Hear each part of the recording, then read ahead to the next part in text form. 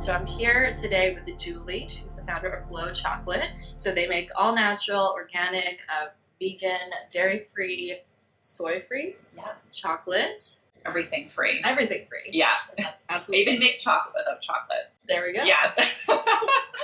I joke that we make chocolate from air. So, yeah. Magic. Yeah, very magical. Good margins.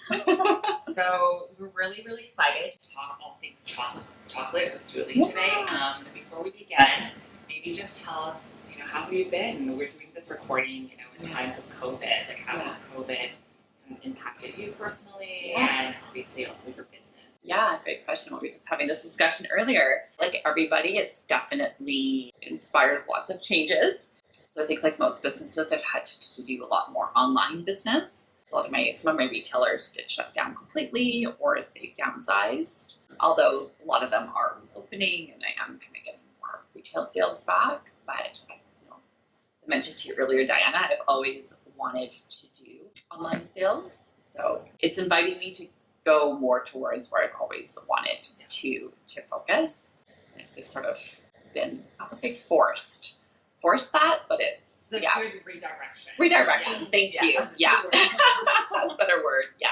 So Julie, tell us your sun, moon, and rising sign. Western astrology, I'm an Aquarius sun, a Libra moon, and a Taurus rising. Okay, and then that's very fitting because Taurus, they're very sensual. Yes. They really love food. Yeah. And also very hardworking, as I mentioned. Julie's one of the most hardworking people I know. Really? Oh, I'm so honored. Oh, okay. Wow. Thank you. And then in Vedic, I'm a Capricorn sun and a Virgo moon and Aries rising. So very different. But when you understand, I was saying earlier, more the complexities of astrology, it makes more sense. But anyways, I definitely, in terms of the sun houses, like Aquarius, Taurus, Libra, I definitely resonate more with those signs as my placements. Very cool. Very cool. So tell us a bit about Glow. How did you start? How did you get the name for the brand? Yeah, so the name for Glow came because I was wanting a name for my business. And at the time, I had drastically changed my lifestyle and my diet. So I think I was quite young, so in the early 20s. And like most, I know it's changing today, but at the time, like most teenagers and young adults, I, ate lots of canned food and Slurpees and pop and all that kind of stuff. And I had no choice but to really change the way that I ate due to health reasons. And it was so interesting because I was feeling way worse than I've ever felt in my life. I was eating really clean. People were like, wow, you're glowing. You look so good. You're glowing. I'm like, oh, this is so weird because I don't feel good, But what I realized is that the food that we eat has such a significant impact on how we glow in the world, right? Like in terms of skin health, but also how we feel. And I definitely started to notice that it's like an inside and out thing, right? Like if I'm eating more natural foods, foods, less refined foods, and I feel more positive. I have more energy. I feel like more like myself, and it's like my natural glow. And don't have as much acne, breakouts, that kind of thing, right? There's just a glow to you. Whereas if I'm opposite, I don't feel like myself. I'm depressed. I feel more negative and all that. So that's what glow represents. I believe we all have a natural glow inside of us, and that can be enhanced and naturally brought out. Yeah, that's a really good all-encompassing word for sure. Yeah. So that's how the name Glow came about. And then the other question was, and what were you doing beforehand? Because I read that you also got your training in nutrition. I did. I actually started taking nutrition after I started my business. Okay. My original career goal was to become an economist. Really? I know, I'm so shocked. Like, really? Yeah, so I had a degree in economics and international relations. Yeah, when I was young, I worked in sales, in corporate sales. I used to work for BC Hydro. I know, such a No, but don't life. you think that all those skills kind of... Oh, for sure, 100%. Really equipped to get better. I was just talking to a friend about this last night because we didn't really know each other's backgrounds. We've been friends for a long time. We're like, what did you do before you became an entrepreneur? We're like, it's like this whole life, right? Before.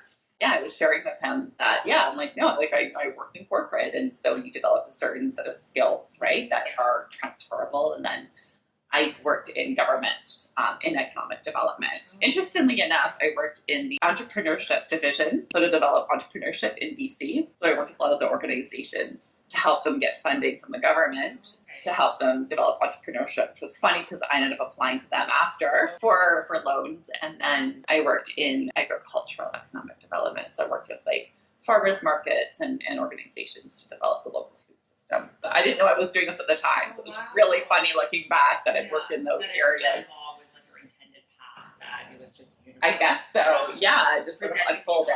So yeah, very, very different. But like as you said, I'm really grateful for that experience because I have a lot of transferable skills from that. Because you need a lot of skills as an entrepreneur. Oh, totally. Sure, Jack of all trades. Yeah. Amazing. So when we think of chocolates, there's usually a negative connotation. Yes. Sugar, maybe diabetes comes to mind. So what do you want people to know about your chocolate?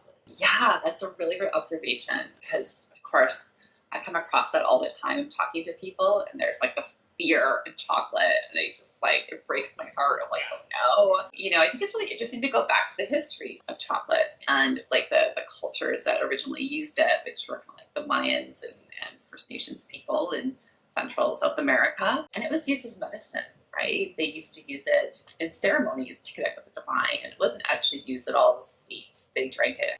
It's been a while since I've studied this, so take this all with a grain of salt. This is what I remember from my previous research into this. And they would actually include herbs into it because they saw cacao as a good carrier for medicine, because cacao is such a strong flavor that it took over. Obviously, herbs taste really gross, like medicinal herbs, right? So cacao would cover that. And then also, cacao acts as what's called a vasodilator. So from what I understand, it makes your blood or capillaries more open so that you're able to absorb the nutrition with it more. It helps your body absorb more of the medicine in it. And that it was the Europeans, when they came and colonized the people and brought it back, then they started refining it. Kind of Europeans with a lot of foods, ruined a lot of things, in my opinion. And then they started adding sugar to it, right? And milk and all that kind of stuff. That's sort of what people now associate with chocolate, but it wasn't originally what it was used for many years. So I think it's really interesting just to sort of hold that in your mind when sort of approaching chocolate. With anything, and to mention I do have a background in nutrition. I think in our culture and society, we look for easy labels on things, right? Like this whole category is good, this whole category is bad. And when you study holistic nutrition, the thing that you really learn is quality. So you can be looking at sweeteners, for example. Yes, ultimately white sugar and maple syrup and honey or agave syrup or whatever, they're all sweeteners, but they're all actually also very different. And they do have different impacts on the body, and there's a lot of complexity to it. So it's hard for people, I think, to sort of hold that complexity. So the thing with chocolate, it's like you can't evaluate all chocolate as one category, right? It's like, of course, I don't feel good if I eat chocolate that's super sweet, full of dairy, and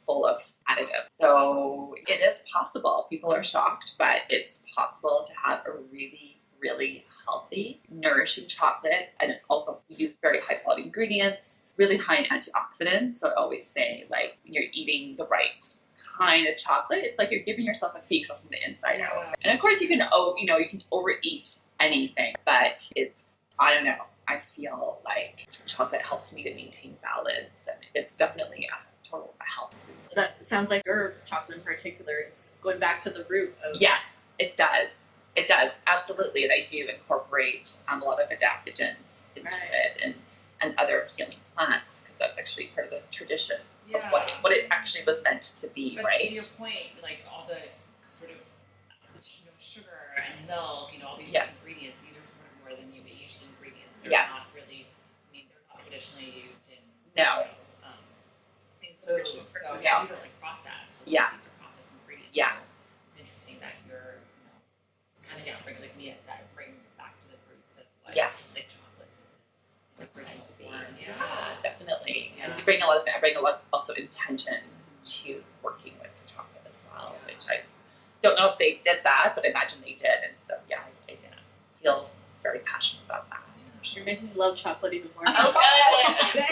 I'm just so bummed that you're allergic to adaptogens. Let's make so much. You know, I'll just want the maca for you, and you can come try. Thank you. I was gonna say, like, don't be scared of chocolate, right? Yeah. A lot of my friends are like, oh my god, they would just be like, they would avoid chocolates because they were lactose intolerant, or they were like, afraid of like gaining weight, or but to your point, everything in moderation, right? And so your chocolate is safe for people who are lactose intolerant. Yeah, there's no dairy. It's a vegan product. And just sort of also to that point, people being afraid of chocolate, it's really interesting, especially from the perspective of like a nutritionist. You know, I tell people all the time, the chocolate that I produce, or the global truffles, carob-based, are often way healthier for you to have for breakfast, say with a cup of tea, than like traditional breakfasts. Right. That we have, like cereal and milk, or toast, which are like very, spike blood sugar, cause lots of inflammation. They pull nutrients from your body, and people don't feel guilty or bad about eating that. I don't believe in feeling bad or guilty about anything, but just for the kind of this conversation, do you know what I mean? There's like this belief that that's healthier, when actually, I'm like, no, if you're having a chocolate like Glow, which is really low GI, super high in healthy fats, lots of nutrition, it's very satiating, it's going to boost your energy levels, you're going to maintain your blood sugar levels, and it's nourishing your skin, all your cells, way better than having cereal and milk, or like a cup of coffee with tons of cream and sugar, or toast, or I don't know what, like muffin, whatever. So again, I really don't believe in making food bad or good. I think that could really also mess up people's psyche. Just to further emphasize that it can be a really beautiful, beautiful food, and like a lot healthier than you think, and a lot, I think, more nourishing than a lot of other foods that we typically see as quote unquote healthy. Totally. And your consciousness truffles that you're mentioning, so there's no chocolate at all, it's made of carob. So yes. For people who don't know what carob is, can you maybe explain? Yeah, absolutely. So carob grows in the Mediterranean. So if you're Greek, you're probably very familiar with the plant. It also grows in Italy. I source my carob powder from Spain. So it's a very popular plant there. It looks like a bean. I mean, you're taking it off the vine. It's more related to the legume family, I believe. Yeah, it just naturally has a chocolatey like flavor. There definitely is a distinct carob flavor to carob. It also depends how you use it. So how does the taste and texture compare to the cacao? Yeah, it's interesting. So the way I work with carob is I make it taste more like chocolate than, say, if you're buying a regular carob product. Right. So I combine it with other ingredients that really highlight the natural chocolate notes. So people are very confused. They literally think it's chocolate. However, carob's a bit more earthy. So if people are allergic to chocolate, it's a great alternative, of course. If you're somebody who's very sensitive and you get too high from chocolate, or it's too aggravating for you, or if you have kids and they get high from chocolate, carob's a lot more of a grounding plant. Yeah. And it doesn't cause that energy boost. Yeah. If you like. I think, also talking about the truffles, you incorporate a lot of really healthy, nutritious, also like skin beautifying ingredients like Brazil nuts, chaga, raw vanilla beans. So tell us a little bit about what goes through your mind as you're formulating the recipes. Like, how do you know which ingredients to use? Well, actually, so everything's designed intuitively. So I always tell people that I don't know. Like, I'll have an inspiration to create something, and then afterwards I study it. I'm like, oh, so it's not coming from a sense like logic or my mind. Sometimes I even mention to people that I feel odd taking credit for it, because I'm like, I wouldn't have thought of that. Right. When I created the global truffle, it was at the store, and I just had this intuition to buy all these ingredients and to mix them together. I didn't know I was creating a business from it. I had no idea what I was doing. It was just like this. You followed your intuition. It was inspired action. I remember I created it at home, and it was like, oh, this could maybe be like a sugar-free bite. And I created it like actually many, many years ago, but because I wasn't intentionally created, it just sort of happened. It took me a long time to be like, oh, actually that could be a business. And I was like, actually, this is kind of unique. But it took me a few years actually to figure that out. I think that's a really good point you brought up. I think with Mia too, it resonates with you. I think with a lot of entrepreneurs, people don't understand that it takes years to kind of see that business and develop into an actual business, like from an idea. I think a lot of people just see, you from the outside and think, oh my God, this person is so easy. They just miraculously built this business. So it took years of research and playing around with the idea, formulation, and to actually. So I think that it's really good. Yeah. You were so honest about it. Yeah. Like years of kind of. Well, it's interesting. The recipe came like right away. Like it was sort of just instantly born. But then there's like the refining of it, right? Like how do you produce this? I'm sure you probably relate.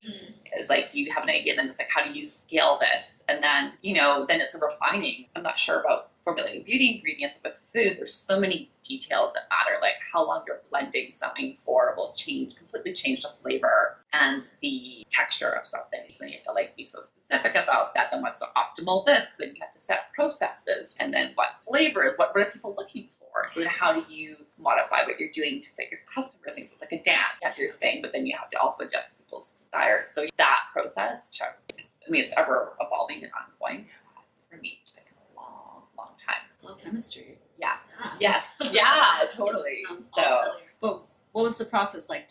So when you had the original bite that you made, did you have friends that were like, oh, this is amazing? And then no, I didn't actually. It's interesting. At the time, I had a really low self-esteem and confidence. It was interesting because going through the whole process of starting the business and actually of owning this as a product was a real personal growth experience for me. I was completely different. I had to completely change and evolve, and I'm sure you get it. Yeah, it was just very intuitive, very, very intuitive. It was such a long time ago now. I have a hard time remembering all the kind of the details of it. And it's funny because when I started my food business, I didn't focus on chocolate. I did a whole bunch of different product lines, tried different things, and I didn't ever think that the chocolates or the truffles would be like a focus. And that came after, and again, more time of experimenting and trying other things. And then it just sort of dawned on me that, oh, actually, this is what the world needs. People consume so much sugar and they're struggling with it. And this is like a really win-win solution where you're enjoying this truffle and it feels like you're not sacrificing anything and it's cutting your sugar cravings and it's nourishing you. It took me it's kind of embarrassing. How long it took me to like put that realization, and I just again didn't have a lot of confidence at the time, and I was really questioning myself. And we've all been there. Yeah, totally. Still right? you there. Yeah. I think it's a never-ending journey. Yeah, for sure. I think I've become better at it. Like when I create something new, like I just create something, and I'm like, hey, everybody, do you want it? It's become a lot easier, and I'm sure you've experienced, you grow. You're not the same person at all you were when you started. Which is part of the beauty of the process. For those listening who are not familiar with Glow, which all of you should go to her Instagram page and check out her chocolate. Yeah. Tell us a little bit about the different chocolates that you have. Yeah, for sure. I know that they're quite different. Yes. Okay, so yeah, I definitely have a few different lines. There's the Glow Chocolate Heart line, which is made with real chocolate, so really high quality raw heirloom cacao. And that is sweetened with a combination of a bit of maple syrup, green stevia, sometimes plants like lucuma, coconut butter, different things. So those have quote unquote added sugar. They're not considered totally sugar free because maple syrup is still considered sugar, so it's refined sugar free, but still very low GI. And then within that, my most popular flavor that I do year round is smoked salted caramel. Yeah. Well, that's one that you had earlier. Sounds really good. People love that one. And then I do a lot of rotating seasonal flavors. So one of the last ones I did was like a lavender vanilla creme for the spring. And I've done other common one I do is like a rose vanilla. I've done like a candy cane mint at Christmas. I've done like a raspberry dairy-free milk chocolate. So always changing. And then I have a line of, they're called Glow Chocolate Nut Butter Cups. And that is again made with real chocolate.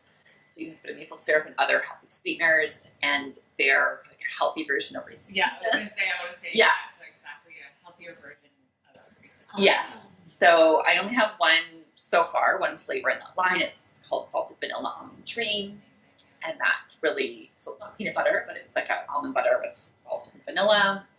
Flavor combo that's highlighted, and yeah, that's more, has like a nut butter filling obviously to it. It's a little bit more satiating, and yeah, like you said, it's more nostalgic. And then I have the Glow Ball Truffle line, which has no added sugars whatsoever. So there's no maple syrup, there's no dates, there's no honey.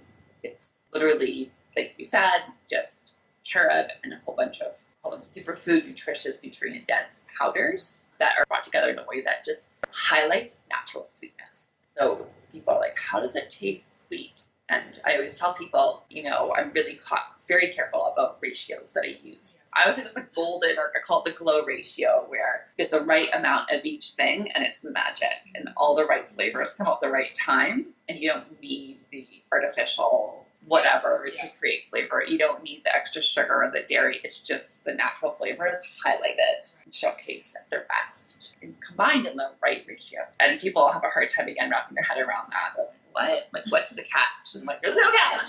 But no one works like this because it's a hard thing to communicate to consumers. So there is green stevia in there, but you cannot taste the green stevia. So I'm very cautious to be like, it's a green stevia sweetened truffle. 'Cause people would be like, ugh. But I personally dislike the taste of green stevia. So do my customers, and they love it. It's yeah, you cannot taste it at all in the truffles. And it's a bit more like an energy bar. Like it's more filling. So I always say that the chocolates tends to be more like a dessert, where the truffles are a bit more like filling. Yeah, it's snack. like an energy ball.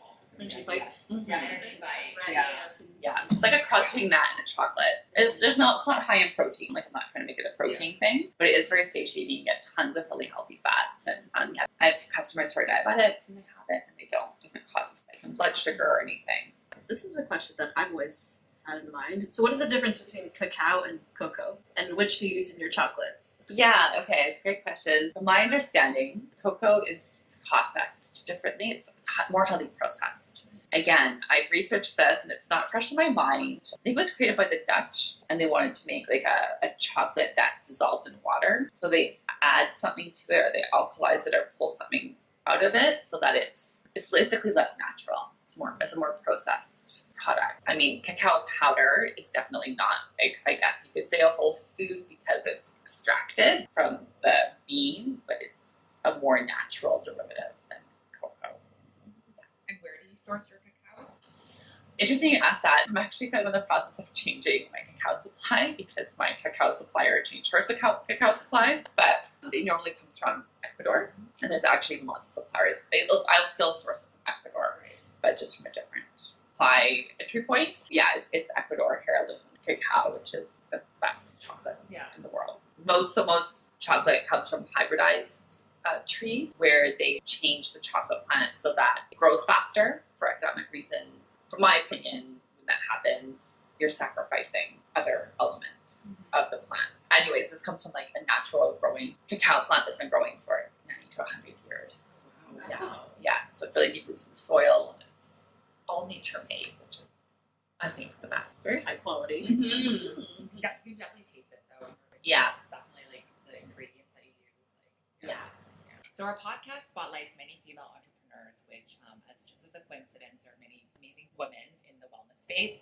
Tell us what struggles have you encountered in your journey, and what advice would you give to someone who's trying to start their own business? Yeah, great question. I think the one that comes to mind the most, I see a lot of, especially female entrepreneurs struggling with, is kind of like the overwhelm and all the things to do. Oh, yes. And, the thing with entrepreneurship, which is so beautiful and fun, is there's never ending possibility. And there's so many directions and paths that you can take. And people are always contacting you about this opportunity and that opportunity. And it's like all these juicy, fun directions to go into. And then, of course, you can never do it all. Yeah. Also, it's not like we have a certain work day that we're working with. It's like, at what point do you stop? And you're like, oh, I can work a little bit more because I can make a little more money, or I can get this done and then save this time later or whatever. And then it's really, really easy to burn out. Right. Or to work too much, then you experience resentment, lose inspiration, and it ends up costing you in many, many ways. And I've been there, and I've seen a lot of people go there. And so I actually had a mentor a long time ago tell me something, and it's funny because we can hear something, and then the amount of time sometimes it takes for it to land. Took me many years. I actually came back to the concept a few years later because I just wasn't ready to hear it at the time. But he said, there's always a way to build your business or your vision in a way we're in alignment with source energy or your intuition. And it's like, if you believe in a universal energy, the divine, it's never going to guide you to burnout. Yes. And it's interesting because I've had to really look at what are my underlying beliefs behind my behavior. And it's very subtle because it's like I've seen, oh my gosh, no, I have to burn myself out to work. And it's like, if I say it out loud, I'm like, no, I don't believe That's that. so interesting. But then we do it. Yeah. We do it. Yeah. And I think it's like the you're starting your business, you have to be like working 10, 12 hours a day. Yeah. Like that's almost like, hard work equates success. But I definitely agree with you that I'm like, I don't want to burnt out because your health is like, you don't have your health. How are you going to? Exactly. And then where's the integrity in that? If I'm telling people take care of your health and I'm not healthy, then it's like, there's a lack of integrity. Anyways. So yeah, it's an interesting thing. So our society, we're trained that way. Like I went to university and I succeeded at university. I got good jobs when I was really young because I pushed myself really hard and I worked really hard. So that was a template that I knew to be quote unquote successful. And what is being successful is being successful, being resentful and burnt out and tired. So it's like, really evaluating all that. But then it's like, well, then how do I create this without working a lot? So anyways, it's been a really, really long process to unpack and one that I still am, but it's definitely something I'm very, very aware of and I see with people. And the thing that has helped the most, and it's, again, you can say it makes a lot of sense, but to actually apply it is something else. Is, like say daily, like meditating every day. When you meditate, things just flow easier. You're attracting more.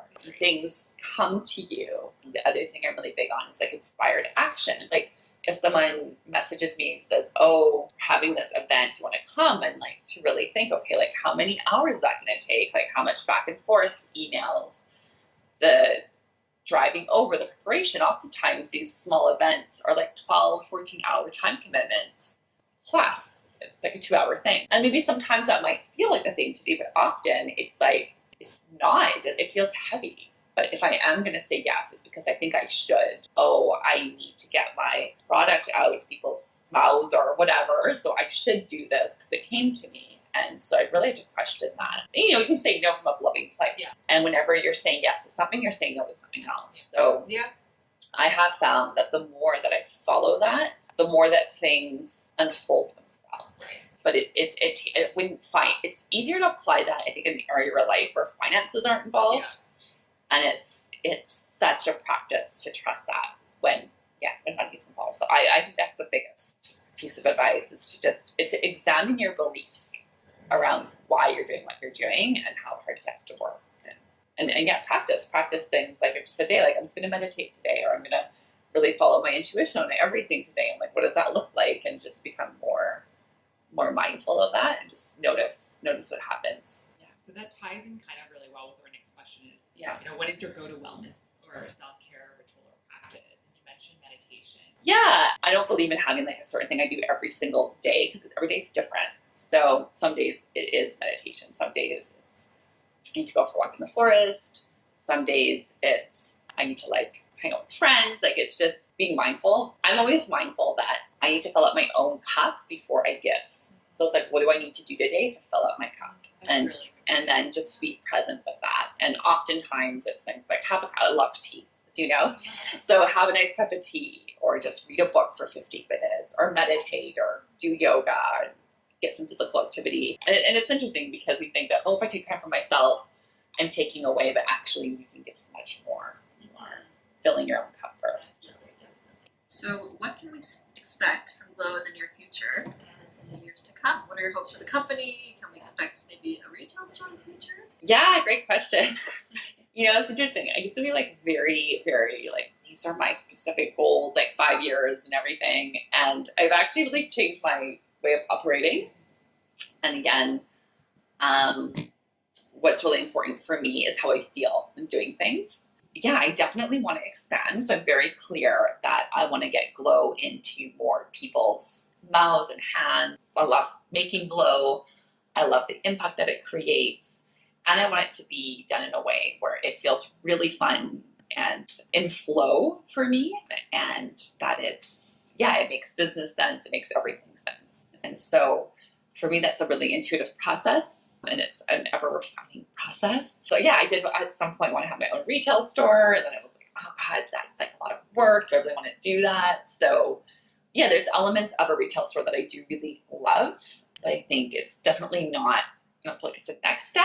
Obviously, if I have tons of money, I could just play with it. I would totally create like the most epic chocolate healthy store ever. That feels so fun. finances are an issue, I would totally go to town with that. But yeah, in the near future, I'm definitely, like I said, with the whole COVID thing, it's really led me to go more online. So I want to do more things online. I'm going to launch something in the next couple of weeks. Just want the kit so you can kind of make glow yourself. So it's cheaper to ship, cheaper to buy, and some stuff like that makes it more accessible. Yeah, I would love to work with more influencers, and I have a few customers who are quote unquote famous. I want to would love to get more partnerships with influencers. I love your intuitive approach to business. Yeah. I mean, so many entrepreneurs we know are all the numbers and crunching it and all those crazy terms.